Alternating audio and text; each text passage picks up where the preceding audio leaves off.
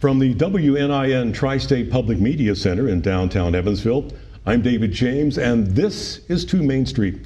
Well, if you're like me, you enjoy watching those courtroom TV dramas. You have the sparring between the defense and prosecution attorneys. You have the witnesses kind of squirming. They're under oath to tell the truth, but are they telling the truth? And of course, the judge, sometimes exasperated, trying to keep everything in order. And then finally, you have the verdict. But is that the final chapter? There may be an appeal. So what's that all about? Well, we do have an appeals court in Indiana, the Indiana Court of Appeals. Now, it's in real life, and I found out nationally, a third of all appeals are not even reviewed, and more than half of the verdicts are affirmed, are upheld, and with just over 10% reversed, remanded, or modified. So who are the judges who make these important decisions? We are going to meet 3 of them, members of the Indiana Court of Appeals. They hear cases on a 3-judge panel, so we do have a quorum. So court is in session. There's also a new book about the court's history with profiles of the judges, past and current. And later we're going to be joined by Justice Randall Shepard, former Chief Justice of the Indiana Supreme Court, and he's one of the contributors to this book. But first, let's meet the judges of the Indiana Appellate Court, the second highest court in the state. And let's start with Melissa May, who represents the 4th District. She was appointed by Governor Frank O'Bannon in 1988. Originally from Elkhart, Judge May practiced law in Evansville for 14 years with a focus on insurance defense and personal injury litigation. Elaine Brown joins us. She represents the 5th District. She was appointed by Governor Mitch Daniels in 2008, has been a judge of the Superior Court in Du Bois County, practiced law in Jasper and in Evansville. Leanne Wiseman also represents the 5th District, appointed by Governor Eric Holcomb in 2020. Has a background in journalism, which I enjoy. She's also a competitive runner, and from Aurora, Indiana, I was there for the bicentennial celebration aboard Evansville's LSD 325, a lovely river town. So welcome, judges. And looking through this book, mostly a preponderance of white male judges. So when did that all change? Who wants to take that?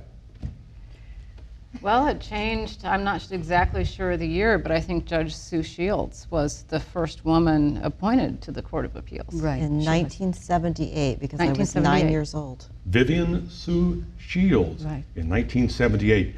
And now how many women do we have on the court now? 7. We have 7 out of 15 members. Yes, right. Yes. Almost a majority. That's pretty good. That's pretty good. And looking at all these milestones, the first African-American judge, Robert Rucker, he was appointed in 1991. So how important is it to have women on the court? I think it's extremely important to get our perspective on things. I mean, obviously our backgrounds and experiences would be different than a male's necessarily, and I think we just bring that feminine touch, if you will, to decisions. It was interesting because in 2020 there was a celebration of the appellate female judges in the state, and there were about 14 of us present. And all of the women judges that have ever served on the Court of Appeals are still alive.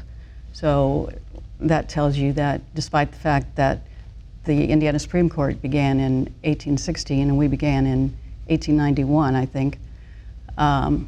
Supreme Court was 1850, I believe.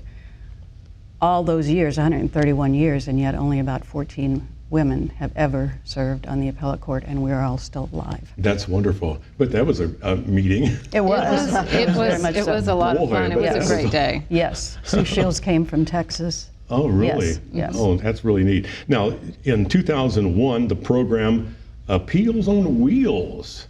What's that all about? Leanne? So Appeals on Wheels, I actually have experience with that from both sides of the bench because I spent a long time as an appellate practitioner doing mostly appellate defense work for a good many years. So I've argued on both sides on the Appeals on Wheels program, but the Appeals on Wheels program goes into the communities, into high schools, nursing homes, anywhere the community may gather and invite us, we will come. And the idea is that we will hold an oral argument. It's a real case. It's a real controversy. We actually have the oral argument in the high school or the community center or the nursing home, and the panel comes to the community. We have the argument, and then we give an opportunity after the argument is over for people to ask general questions, not about the case, but general questions about our job, about anything they might be curious about how the process works, and so on and so forth. So it's been a really wonderful, Well, that certainly is wonderful thing. educational. Absolutely. People walk away from that thinking, wow, Right. I learned something, definitely. I Now- think I may have argued in one of the first ones in 2001. My daughter was about 6 months old, and I was able to argue at my high school. And for one of my Really? litigants, I lost. I think we've now been to all 92 counties. Yes. We've been to all 92 counties to have oral arguments in those. Was your English teacher or speech teacher still around? At that high He school? was, yes. Really? So And it was a good critiques? full circle moment.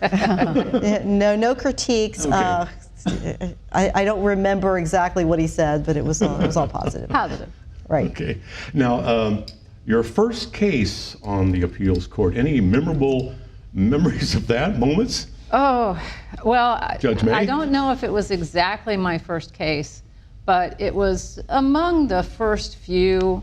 It was a criminal case, and it had to do with how long he had been held before going to trial. And it came up from the trial court, and I ended up writing to reverse what the trial court did. And then the state asked for transfer and took it up to the Indiana Supreme Court. I was down here for something, I can't remember what it was, but the Chief Justice then, Justice Shepard, was down for the same thing I was. Like I said, I can't remember exactly what it was. And I didn't know this at the time, but the Supreme Court had just decided that decision on transfer and affirmed me. And in front of all the Evansville Bar Association, he said, and this is one of her first cases, and she not only dissented on it and reversed it or whatever, but we affirmed it. And I'm going, oh, yay. So I remember that very vividly about that, finding out. You could have what just that dropped was. the gavel and left. I mean, Yeah, that's pretty it. good stuff. Yeah, I dropped the mic. There you go. So what about you, Judge Brown? My first case as an appellate court judge, wow, that's 14 years ago. So I What honestly about don't. on the Superior Court in Du Bois County? Oh, I tell you what, in Du Bois County, it probably would have involved drugs or alcohol. So Really? that was a huge problem back. I was elected in '86, so yeah. So starting alcohol and drug programs was really part of the initiative. So Yeah, no, that's one of your accomplishments of turning a drug court in Du Bois County. right, yeah, it was definitely necessary. Judge Weissman, remember your first appellate court case? It was hard for me because I made a slide right from appellate practitioner to appellate judge. So I still had appeals going on that I had written and drafted waiting for results as I was starting to write as an appellate judge. And I don't remember anything memorable. There's been 200 of them since, so we're a high volume court. Well, yeah, the writing the opinions, is that laborious? It depends on the topic, really. There's a lot of difference between what's called a sufficiency of evidence case. Judge Baker on our court used to say it's one of those where he drank, he drove, he wove. You know, there's a lot of difference between that and a $10 million contract dispute between major corporations. So it kind of depends on what the case involves, how big the record is, how long it's going to take to review. Some of the longer cases may take several months just to get through the record, to read them. And then there are other ones that you get that may seem relatively simple, but when you get into it, it's not very simple at all. Now, you mentioned Judge Baker. I think he holds the record for writing the most opinions. I believe he I think it's over does. 5,500 opinions that he Yes. has written. That's incredible. I mean, that's a library right there. It is. Served a It long is. time, yes. So do you have clerks that help you write these opinions? We each have 3 law clerks that are attorneys. Sure. So they're not just instrumental, but extremely necessary. And they do a lot of the heavy lifting for us. So they make our jobs doable. Now, who decides Who gets which case? Who does that? It's completely random. Pure random. Really? Yes, completely random. Our senior judges are counted as a 16th judge. So there are 15 of us and then 16th. So the way that it's figured is each judge gets every 16th criminal case, every 16th civil case, every 16th child case. And so you never know what's going to end up on your desk until it actually shows up in your inbox now. It used to show up in a stack with twine around it. Now everything comes in via computer. Now, could that come from any part of the state or just your district? All Any parts part of the state. Really? Right. Yeah. It used to be decided by districts, but that changed many years ago. Wow. Yeah, so statewide. Okay. Yeah. Now, if a person files an appeal after a court verdict, what's the timeline then until it gets to the appellate court, if it gets to the appellate court? So there are timelines built into the process. So once a person files a notice of appeal, a court reporter has 45 days to produce a transcript. And so once that transcript is produced, now understanding that court reporters are very busy, and if the transcript is a 2,000-page murder appeal, they may need an extension. But normal time limits would be 45 days for the transcript to be filed. Then the appellate attorney would have 30 days to file a brief. Other side would have 30 and 15. So you already have about 4 months built in the process from the time the appeal is filed until it would land on one of our desks. If it lands on one of our desks, so once it's fully briefed, it will come into one of our chambers. It will be assigned to one of us as the presumptive writing judge, and whatever panel, we rotate panels every 4 months. So whatever panel judges we're serving with at that time would be on that panel. But if the case were assigned to my office, I would be the presumptive writing judge. And depending on the type of case, we make certain to triage those as they come in. If they involve children, custody disputes, things that are a matter of great speed is important, we make sure that the clerks are expediting those and getting those out a little quicker. And then from the time it reaches our chambers till we fully finish it and vote on it, I think our average is 1.5 to 2 months, 1.5 months to 2 months. Yeah. So you're looking at about 6 months. We are, I believe, Total. the fastest appellate court in the country that writes full opinions on Well, I all read their that cases. nationally it was like 10-month average Yes. Yeah. from filing to completion. We And in try, some states, it's even worse. yeah, we try for 6 weeks from the time it's fully briefed to get the opinion out. That's basically Well, that the leads goal. me to backlog. Is there a backlog? No, Really? no, there is no backlog. When I first came on in 1998, back then the way we were handling cases was they would come in and they would just be assigned to any 3 judges. So there was no real way of keeping track of where the cases were and how they were being assigned. And that's when they started the panel system, and I was on one of the first trial panels that they had. And so it was 3 judges and 4 months to try to get through that whole inventory that you got in that 3 months.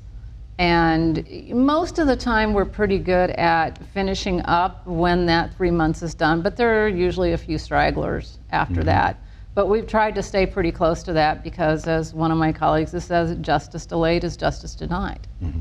So it's a 3-judge panel on each of these reviews. Is it a majority vote? Yes, Yes. So you can have a dissenting vote. absolutely. Yes. Okay. And we do. We don't always agree. respectfully dissent. Okay. Always okay. So respect. that happens. That happens. Yes. But there is a final court of review. Is that correct? That is Right. correct. Sure. Okay. How many go to the Supreme Court, Indiana Supreme Court? Not that many. Really? They, They have they about- have the option to take transfer. First of all, the appellant or the losing party in the Court of Appeals has the option to seek transfer with the Supreme Court.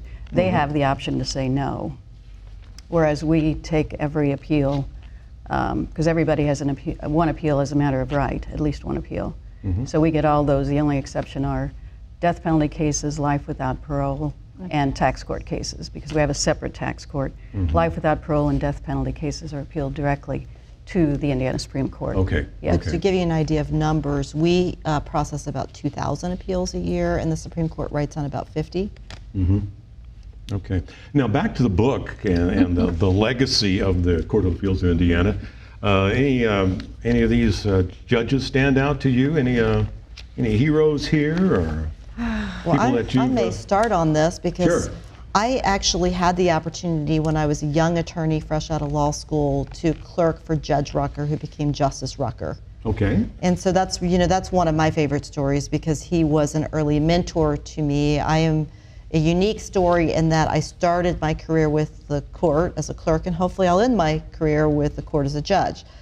But during the time I was with Judge Rucker, he was a great mentor. He taught me a lot, but he's a very private man. And so being able to read You're talking his about Judge Robert Rucker, the first African American on the court. first African American on the court, and he came on the Court of Appeals first, and then he he was appointed to the Supreme Court in 1999. So he served on the appellate court for a good many years, but I clerked for him in 1995 and 96. And during that time, he was just such a good mentor to me and just helped me get on the right path in practicing law. But he was a very private man, so we didn't know a lot about his private life. So it was interesting for me to read his bio and know that he had started out thinking he was going to be a doctor and then switching careers. And we knew vaguely about some of his military service, but his Purple Hearts and things like this. It was just really for me to be reintroduced to a man that I felt is such a strong mentor, to know him a little bit more as a person. It's interesting to read some of these bios. A lot of them, the earlier judges, were like Civil War veterans. Yes. Yeah, and they served in the Civil War, and they served, of course, in World War I and World War II, even the Spanish-American War, I think, one of them. So any others that you guys want to mention? Well, one of the things that interested me about many of the older judges in the 1800s and early 1900s is they actually did apprenticeships and studied law under lawyers without having any kind of formal legal education. So it is amazing the amount of the legal acumen that comes from them in writing those cases. I mean, we still follow some of those cases to this day.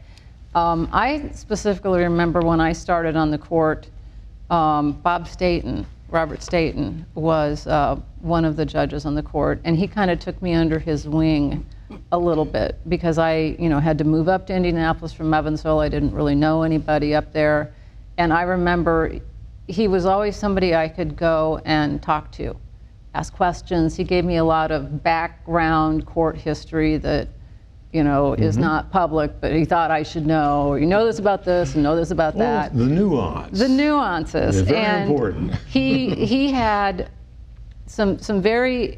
He used to be a boxer. He was very well traveled across the world, but he had the best handwriting. He wrote in calligraphy. And it was always wonderful to get something from him because my handwriting was so horrible that I just looked at that and went, I don't know how he does that. But when I came on, there were still a lot of the older judges on there, and their acceptance of me was immediate. So there was really no difference for me from how they treated me as a woman to how they would treat me as a man. They treated me exactly the same. I was another judge. Judge Brown? Sure. So I had presupposed that I was the first judge from DuBois County to make it to the Court of Appeals, and in fact, William Dewdney in 1933 was from DuBois County and was elected to the Court of Appeals. So that was an interesting fact. Served from 1933 to 1941, I think. And Woodfin Robinson apparently was from the Evansville area and argued in favor of the 200 or so saloons from this area against. He was one of my favorites. Okay, you got him. Okay, so we agree on that. So Woodfin, with the first name of Woodfin. Yeah. You got it. You got to read that one. Yeah. So apparently there was a brisk liquor trade going on in Evansville at that time, and he argued on behalf of the F.W. Brewing Company of Evansville when he was in private practice. Yeah, he lost that argument. He did lose that argument because the Indiana Supreme Court ruled that the Prohibition Act was constitutional in the state of Indiana. Indiana was in prohibition before the national. Yeah, and he thought localities ought to be able to decide individually whether or not to prohibit the sale of alcohol.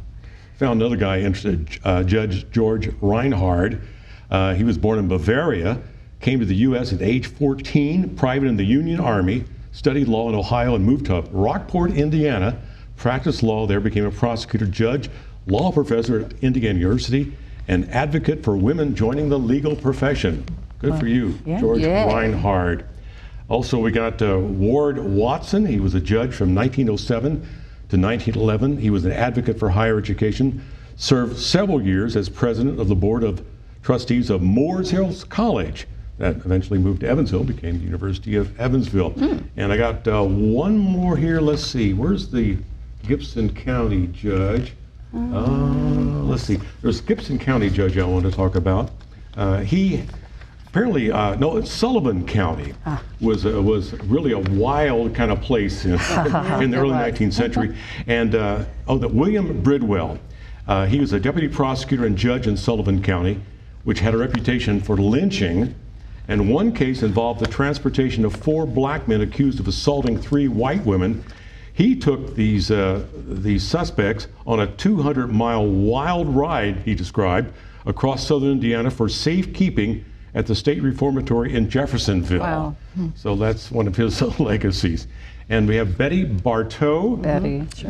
still a current senior judge. Yes. She was. She's no longer a senior judge. Oh, she's no longer? Okay. Yeah. She was a Warwick County native, practiced law in Boonville, Sure. became the first elected female judge in Marion County. Family law cases, she handled 1,000 divorce cases a year. She was the first Indiana judge to grant full custody to an LGBTQ parent.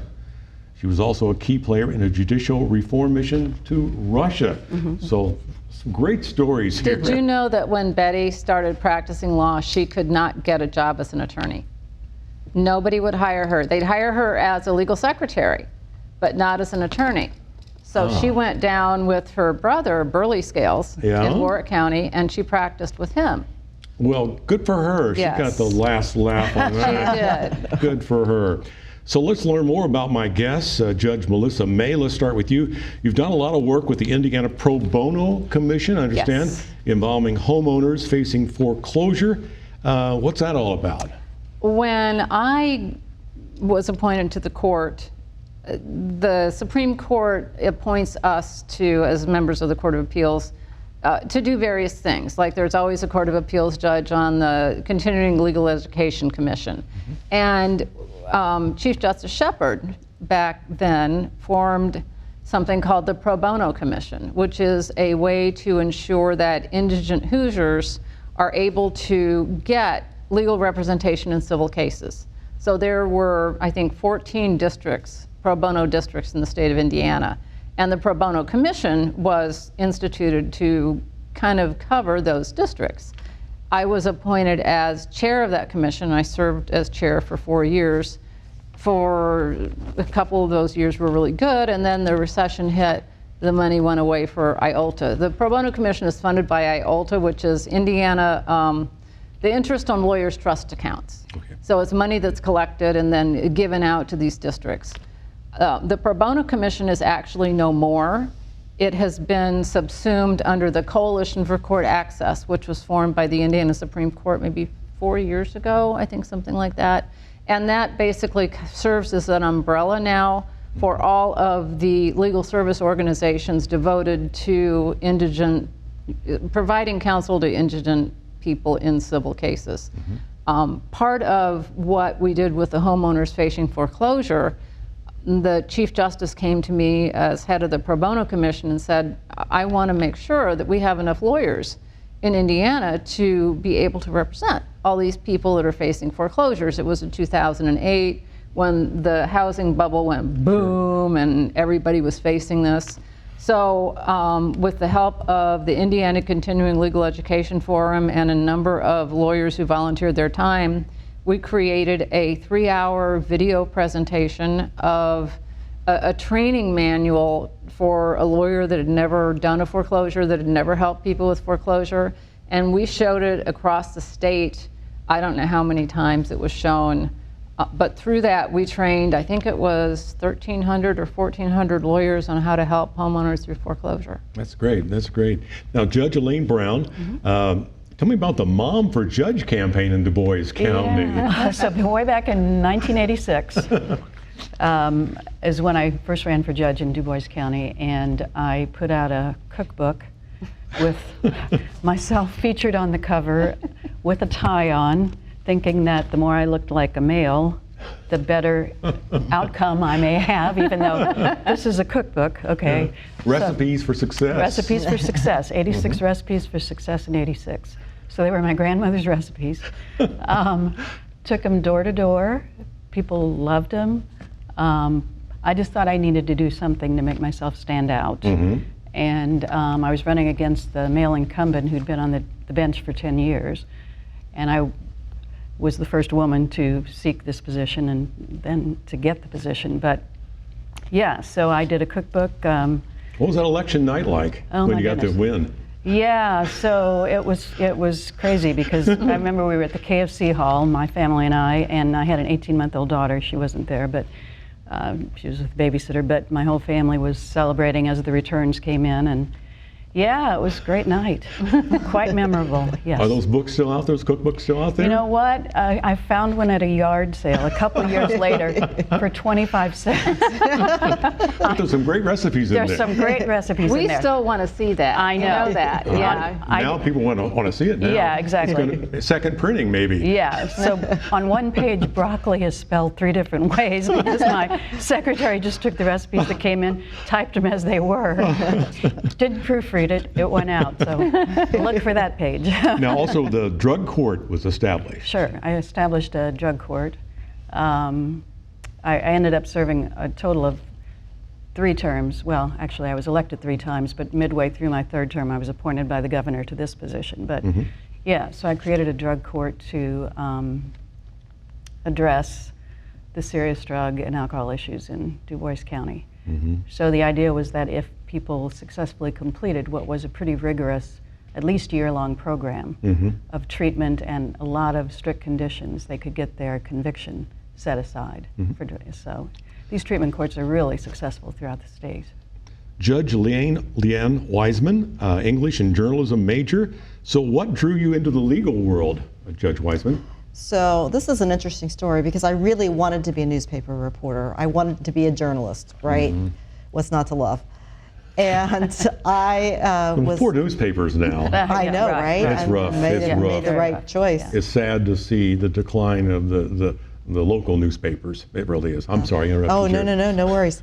So I was searching for a job my senior year of college, hoping to land a spot as a reporter on a newspaper, and this was in the early 90s. And it just wasn't happening, and people kept telling me, well, you should apply to law school. You would be a good lawyer. And so I listened, I applied to law school, I got in, and started law school and got a call a couple weeks in from the Cleveland Plain Dealer with a job opportunity, but I decided to stick with what I was doing and ended up finishing law school, and here we are. Well, my thanks to Judges Melissa May, Elaine Brown, and Leanne Wiseman, members of the Indiana Court of Appeals.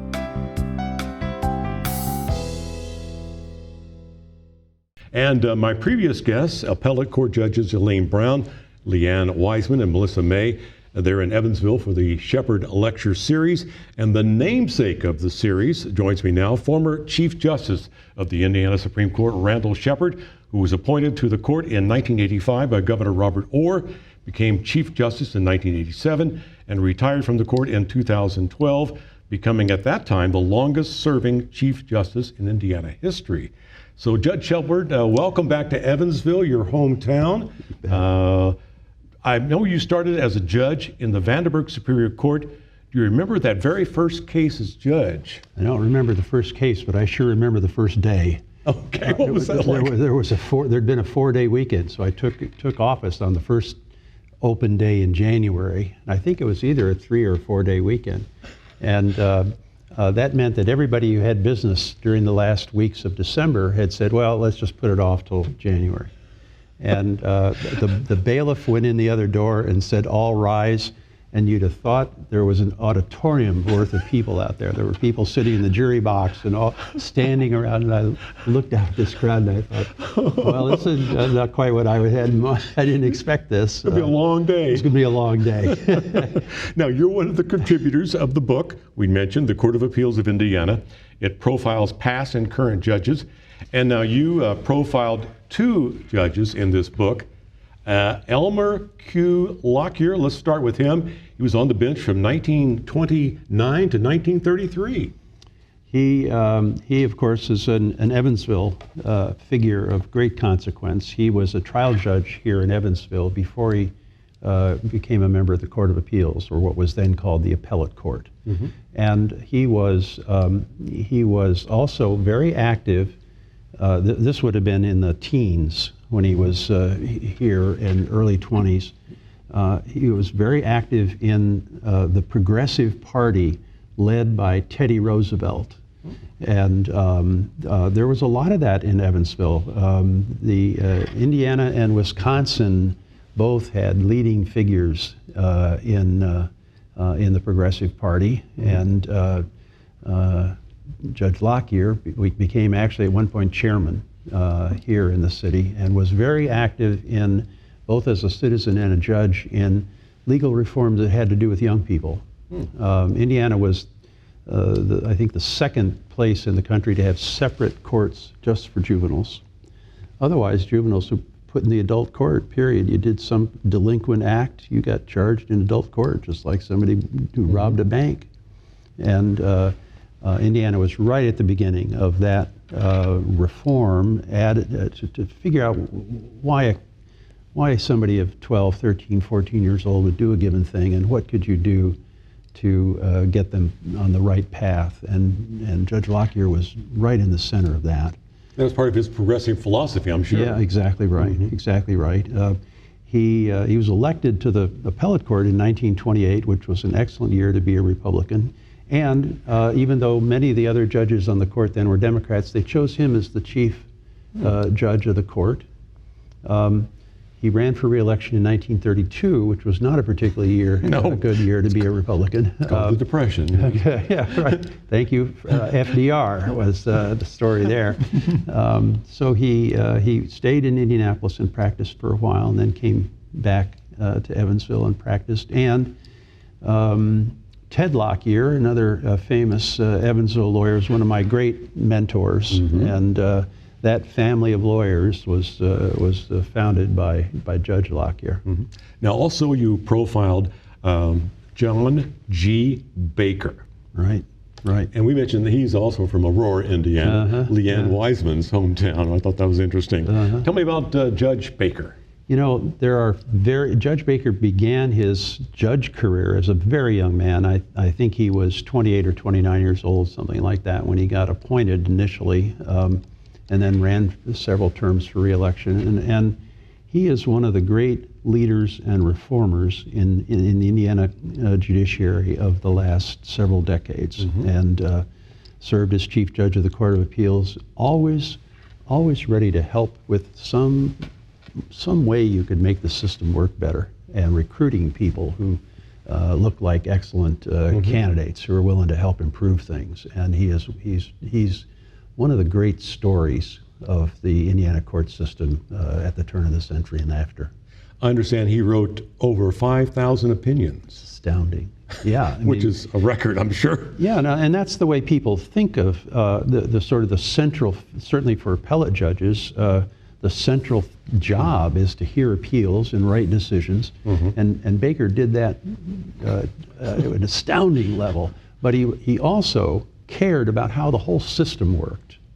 And as president of the Indiana Judges Association, led the Judges Association into all sorts of great projects that were not a central part of his job necessarily as an appellate judge, but many of our appellate judges value the contributions they can make to the whole system if they sort of put their mind to it. Now, when you were on the Indiana Supreme Court, that's the highest court. Second highest court, the appeals court. What was the relationship between the two courts? Generally friendly and collaborative, although it surprised me. When you were a trial judge, you would go to meetings, and those two courts do regional meetings with judges, with trial judges, to sort of talk about what's new and what they're working on. And you think of them as all kind of working together as if they were in the same office. You get to Indianapolis, and day to day, you might see them in the hallway, but you're not working on the same cases. So it was kind of a surprise in the beginning that you just figured they were all coming out of the same conference room. But there's a generally good working relationship. One of the things that the appeals judges do, as one of your previous guests said, is that they will help lead initiatives. And because there are only 5 Supreme Court justices, if you're doing a lot of work in reform, you need people who will help chair committees and serve on commissions and that sort of thing, and they do that a lot. Now, the Shepherd Leadership Academy at Harrison High School, Evansville's Harrison High School, your alma mater. Yes. And you were there earlier today. What was that like? What was Harrison High School like? What was the early today like? I mean, how long has the academy been in existence? It's been about 10 or 12 years. Yeah. How have you seen that progress in that time? It's all good news. You know, this is something that this school corporation deserves a lot of credit to create something different that gives high school students a chance to see what law might be like. And it isn't just restricted to possibly becoming a lawyer. A lot of them will end up in other forms of public service, nonprofit work or law enforcement or other kinds of things that have to do with the public good. But they do turn out lawyers as well. And as I say, this morning when asked how many of you are interested, I'd say almost half the hands went up, which is a really good step ahead. And the faculty there has done an absolutely sterling job of developing this program over the last 10 or 12 years. I know they bring speakers in all the time. Yeah, yeah, hallelujah. Now, you're retired now from the Indiana Supreme Court, and you became a senior judge on the Court of Appeals? Yes. What is that role like? Well, it's excellent part-time work. We have a senior judge program that is incredibly effective for retired trial judges. So at any given moment in many of Indiana's courtrooms, you'd find people who'd finished 12 years as a trial judge or 18 years as a trial judge, and they're still very valuable. They're not ready to continue working the whole time. So they will become part-time fill-ins for vacations or special cases, and there are probably 100 of those people at work today in Indiana trial courts. If you were an appellate judge when you left, you can go and play a helpful role in the Court of Appeals. The Supreme Court does not use senior judges in its own deliberations. But I would go there a couple of times a week, and I sit on panels of 3 and decide cases and write opinions, just like the olden times, and work with the very people whom we've just seen. Write opinions? Yes, yeah, Any memorable appellate court cases? You know, probably, I talked about one this morning. I mean, you know, it's a great thing that Indiana has you have a constitutional right in Indiana to one appeal. I'm not sure that how many states would say that. But we talked this morning, Judge Weissman had presided, I think, or represented the parties in a case. I think she presided in a case where there was a dispute over a dog. And I was reminded of a dispute I had over possession of a dog in the course of a divorce. So there are very simple things that you end up resolving for people on times when they can't fix it by With the themselves. elaborate arguments, I'm sure. Well, that's right. There was something to that. Something to that. Well, it mattered to them. Sure. And, hallelujah that Indiana has a place where you could get that sort of dispute settled. And you have a right to appeal. Yeah, Definitely. absolutely. At least one. Okay. Yeah. Now, the public, of course, has to have confidence in the fairness of the judicial system. Is that one of the reasons we're seeing the appeals court go on the road on these appeals on wheels? I think it helps enormously to give occasions where people can watch it happen live and in color and see the human beings whom they've placed on the bench through this merit system that Indiana now uses. So And I've done a number of those. I did one a number of years ago with Judge Kirsch up at Purdue. But the Indiana Supreme Court also does road shows, and frequently at the law schools, but also at high schools. I can remember going over to do one at, I think it was a high school in Columbus, and we were in the gymnasium, which was, had hundreds of students there watching. We were about 2/3 of the way through the argument when a bell went off, and about 1/3 of them got up and left. And it turned, and the reason was that it was school bus departure time, by gosh, and you're going to walk home just because Shepard and his comrades are there in the gymnasium hearing a case. So after that, when we went to schools, one of the questions I had our staff ask is, tell us about transportation and what else might happen during this hour. Kind of disruptive, wasn't it? It was different, yes. Now, you're also teaching law these days? I do from time to time. I've taught at both Bloomington and Indianapolis. I am a visiting professor on the faculty at Indianapolis. I've also taught at Notre Dame, including the wonderful Notre Dame program in London. They invited me to teach at their program. Nice. 2 blocks from Trafalgar Square, for heaven's sakes. It's a great program, and from my point of view, a wonderful gig.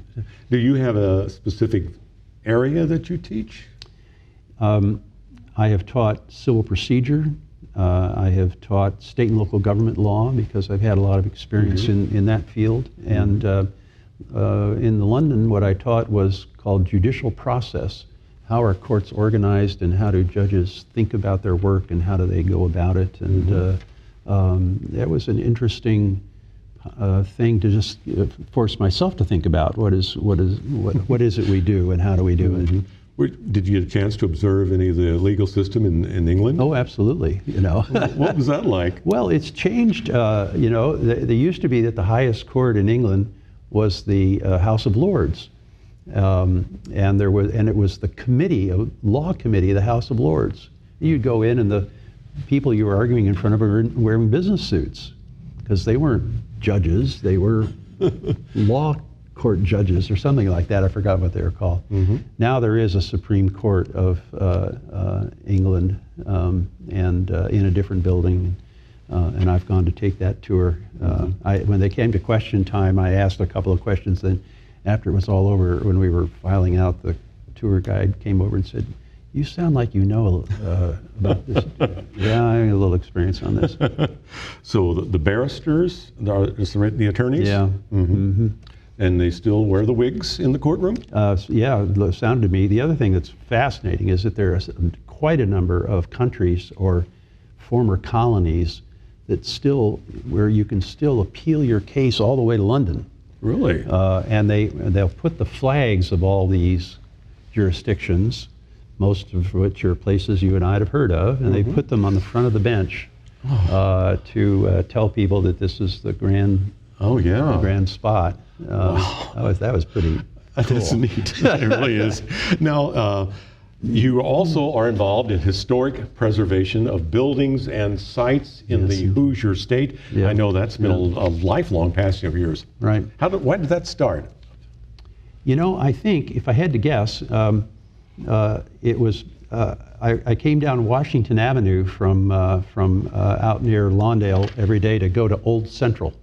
And I would come down Washington Avenue day after day. A neighbor's father would drive us down to Old Central, and before the June 8th storm of a couple of decades ago, even now, Washington Avenue is a very attractive place, and I think that made that plus the fact that I've always been interested in history. So I owe a lot to. I've tried to work hard on historic preservation, but I also owe it a lot. It's how my wife Amy and I met each other. She came to Evansville to be the historic presion officer. That's right. Yeah. What was one of her big projects in Evansville? Remember? She had worked on a number, including the old post office, which was something I had worked on. She She was interested in districts. What about West Franklin? Oh, yeah. And what about the Riverside neighborhood, where she would advise the Riverside Neighborhood Historic Preservation Commission on cases. What are some success stories you can tell me about the historic preservation in the state? Well, Indiana has a really first-rate record. I'll give you one that just came to mind because somebody asked me about it, or I told them about it the other day. There's a building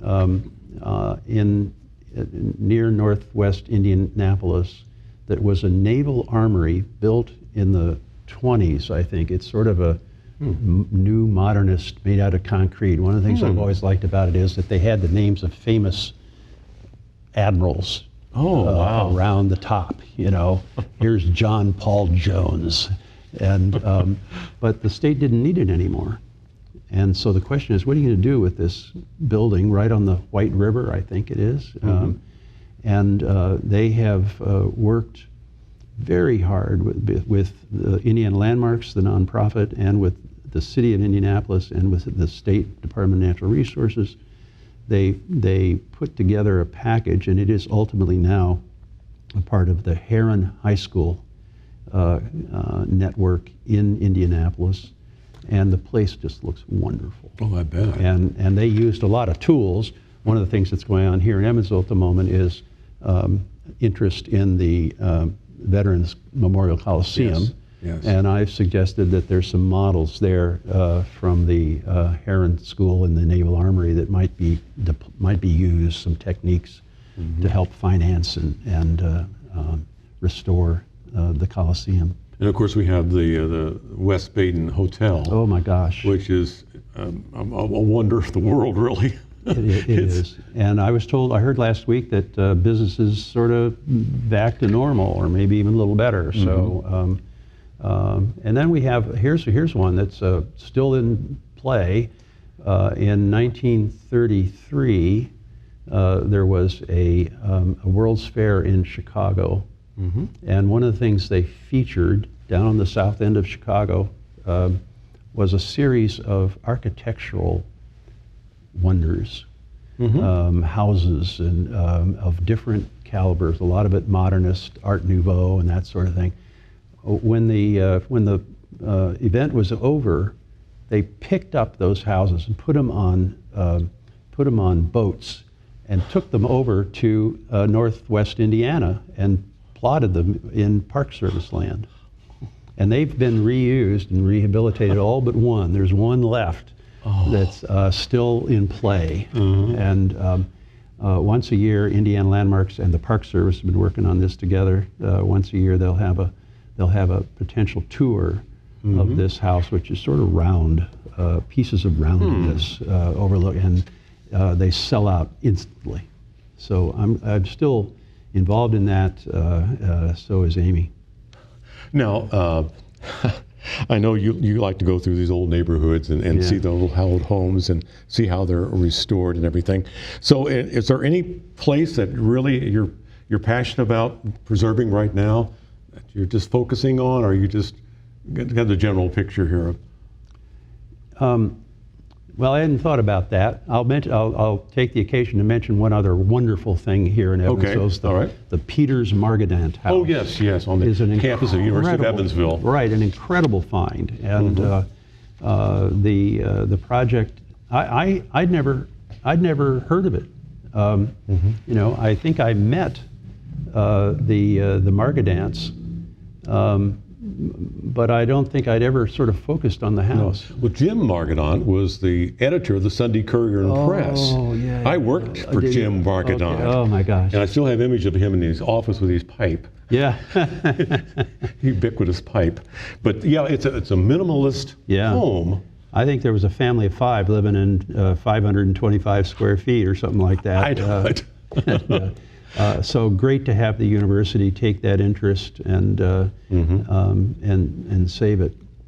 So what's next in your busy retirement? Any other missions? Well, I'm happy. Still working at the court, and I'm happy to be invited to go various places and write things. And the other thing I'm working on is going through the material the stuff I've collected over all these years and deciding what to throw away. I'm also very interested in family history. I've been interested in my family history since I was about 12 years old.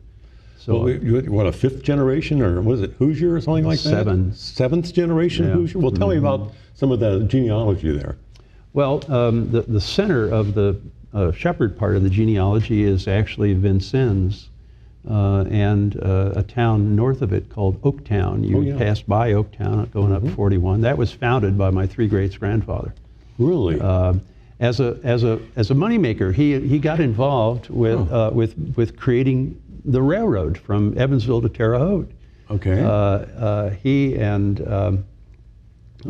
another collection of people from Vanderburgh County and Gibson and Knox and so on created this railroad about 1850. And one of the things you did, if you were working on railroads, you probably weren't going to make money in the beginning, but one thing you could do was to buy land next to the rail site and turn that into something. And a town was a common thing you do. You start selling lots.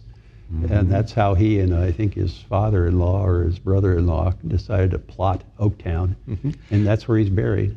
Well, my folks are from the Knox County. Oh, yeah. And my dad used to talk about going to the orchards near Oaktown and picking the apples, and that's what they do in their high school years on their summer vacations to raise money. So Busserin and Freelandville, Sure. all those little places, absolutely. Emerson, all those little communities up there. Well, and you would have known Rab Emerson, who was a Vincennes lawyer of that's about 3 or 4 generations. And I talked to him about this one day, and he said, well, my guys created the town of Emerson, and your guys created Oaktown, but they were more circumspect. They didn't put their name on the town as the Emersons did. We were having fun with each other. We have Bruceville too. Yeah, right.